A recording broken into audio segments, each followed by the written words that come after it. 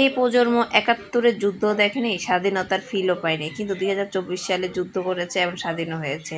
স্বাধীনতা লাভ করে তারা গণভবনে গিয়ে হাঁস, মুরগি, কম্বল আর অনেক কিছু আপনাদেরকে দেখাচ্ছি একটু একটু করে ক্লিপ। এই দেখেন ছাগল পর্যন্ত নিয়ে যাচ্ছে গণভবনে, এমন কিছু নাই যে তারা নিয়ে যায়নি।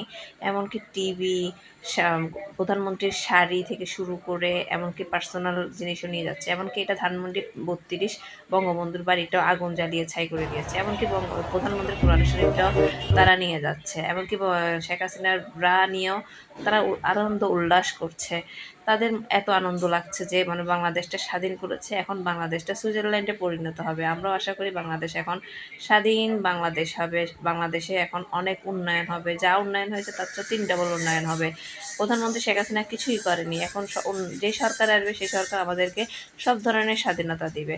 সংসদ ভবনও বাদ যায়নি, সংসদ ভবনও আনন্দ উদযাপন করছেন, আনন্দ উল্লাস করছেন, কারণ তারা স্বাধীনতা পেয়ে গেছেন।